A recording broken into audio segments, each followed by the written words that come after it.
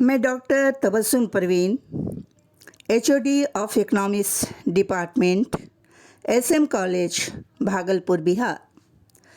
आज मैं इकोनॉमिक्स के टीचर होने के नाते बांग्लादेश की अर्थव्यवस्था पर गौर किया है और गौर करने के बाद मैं कुछ महत्वपूर्ण विचार पेश करना चाह रही हूँ। कोरोना वायरस के दौरान 2019-20 में 5.24% जीडीपी बढ़ी। अर्थशास्त्रियों ने यह अनुमान लगाया कि बांग्लादेश जल्द ही आर्थिक विकास की पटरी पर लौट आएगा। दक्षिण एशिया के कई देश में नकारात्मक वृद्धि की स्थिति बनी हुई है। कोविड-19 के दौरान जुलाई में बांग्लादेश का निर्यात 0.6% से बढ़कर 3.91 अरब डॉलर हो गया, जो बहुत ही सराहनीय है। अप्रैल में इसी यानी 83% की भारी गिरावट हुई थी और 52 करोड़ डॉलर तक ये गिर गया था। 2 महीने के अंदर काफ़ी तरक्की हुई और बांग्लादेश के आयात में काफ़ी सुधार हुआ। मई के मुकाबले जून में इस में 36% की वृद्धि दर्ज की गई।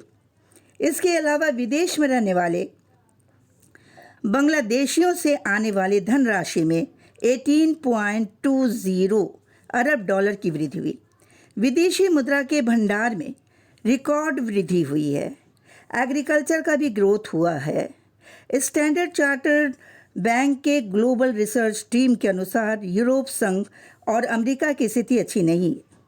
कोरोना संकट के कारण मध्य पूर्व में तेल का दाम गिरता ही जा रहा है। बड़ी संख्या में बांग्लादेश के लोग मध्य पूर्व में रहते हैं और अपना पैसा अपने देश में बेचते हैं। ऐसी स्थिति में मध्य पूर्व की स्थिति खराब होने का प्रभाव बांग्लादेश पर भी पड़ेगा और मध्य पूर्व देश बांग्लादेश का एक्सपोर्ट सेंटर भी है। 2021 में बांग्लादेश का डेब्ट जीडीपी रेशियो जो है वो 4.0% तक बढ़ सकता है। मल्टीनेशनल बैंक के अनुसार बांग्लादेश दक्षिणी एशिया के अन्य देशों की तुलना में बेहतर स्थिति में है। यह बहुत ही शानदार स्थिति है। बैंक के अनुसार बांग्लादेश अगले वित्तीय वर्ष के दौरान मुद्रा अथवा टका में स्टेबिलिटी लाएगा और बैलेंस ऑफ पेमेंट सरप्लस की पोजीशन में रहेगा, यानी बैलेंस ऑफ पेमेंट में घाटा नहीं रहेगा और फॉरेन एक्सचेंज फंड भी बढ़ेगा। बैंक के अनुसार बांग्लादेश का ऋण जीडीपी अनुपात कम बना हुआ है, जो देश के लिए काफ़ी अच्छा है। हो सकता है कि बांग्लादेश की अर्थव्यवस्था तेज़ी के साथ आगे बढ़े। 1971 में पाकिस्तान से आज़ादी की लड़ाई के बाद बांग्लादेश ने कई समस्याओं का सामना किया, कई मुसीबतों का सामना किया, जैसे गरीबी की समस्या, प्राकृतिक आपदा की समस्या, शरणार्थी के आगमन की समस्या, रोहिंग्या मुसलमान जो म्यांमार से आए, उनकी संख्या 7,50,000 रोहिंग्या मुसलमान बांग्लादेश में आ गए। इतना होने के बाद भी बांग्लादेश आर्थिक रूप से काफ़ी तरक्की कर रहा है। मैन्युफैक्चरिंग इंडस्ट्री प्रगति के पथ पर है। कपड़ा उद्योग में बांग्लादेश चाइना के बाद दूसरे नंबर पर है। बांग्लादेश की अर्थव्यवस्था 6% की दर वार्षिक दर से बढ़ रही है। 2018 जून में ये वृद्धि दर 7.8% थी। 1974 में भयंकर अकाल की स्थिति आई और 16.6 करोड़ की आबादी वाला बांग्लादेश अभी भी आर्थिक रूप से विकसित होता जा रहा है। 2009 से पर कैपिटा इनकम 3 गुना हो गया। इस साल पर कैपिटा इनकम $750 हो गया। IBRD के अनुसार बांग्लादेश में गरीबी में लोग अपना जीवन व्यतीत करते हैं, लेकिन IBRD ने यह बताया कि प्रतिदिन $1.25 में जीवन व्यतीत करने वाले 19% थे। अब इस प्रतिशत में कमी आई और यह अब 9% ही रह गए हैं। 2006 से बांग्लादेश का आर्थिक विकास होने लगा है। बांग्लादेश वार्षिक जीडीपी दर पाकिस्तान से 2.5% आगे निकल गया। ये बहुत ही शानदार वृद्धि है।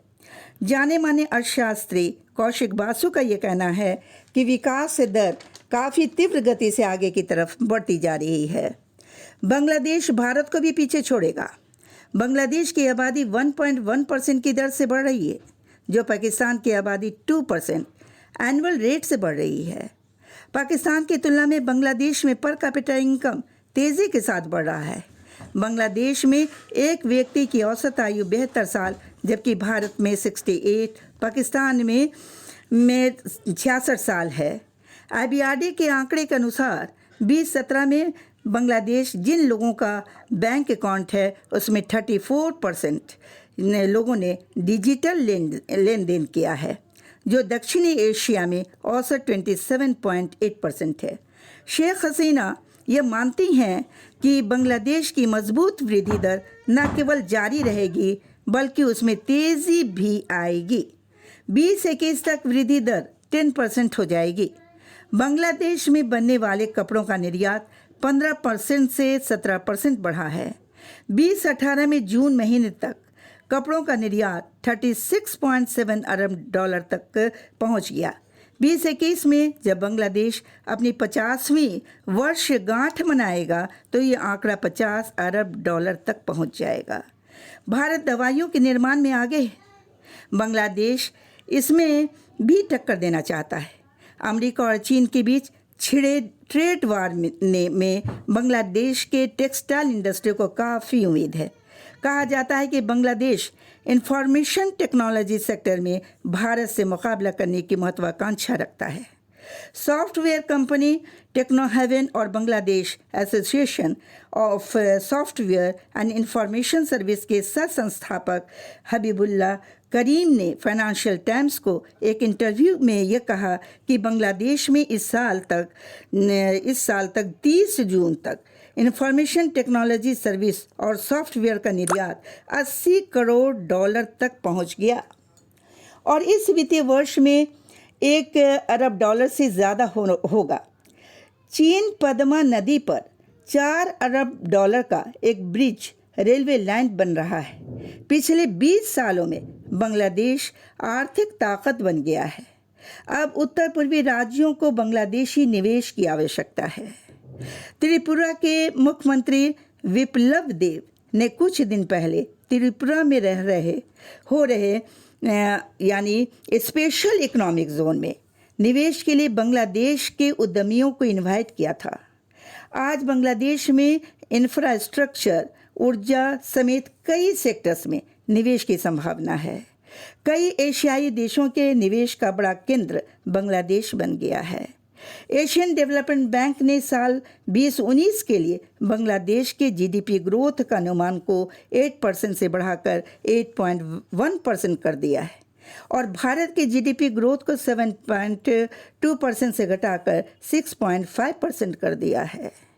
2020 के लिए बांग्लादेश के जीडीपी ग्रोथ को 8% पर बरकरार रखा गया था, जबकि भारत के ग्रोथ के अनुमान को 7.3% से घटकर 7.2% कर दिया गया है। बांग्लादेश ने अपने देश में विदेशी निवेशक कंपनी को अच्छे ऑफर दिए हैं।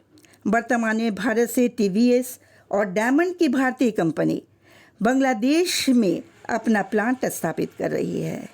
यह कंपनी बड़ी मात्रा में एक्सपोर्ट करेगी, जिससे बांग्लादेश को बड़ा ही उछाल मिलेगा।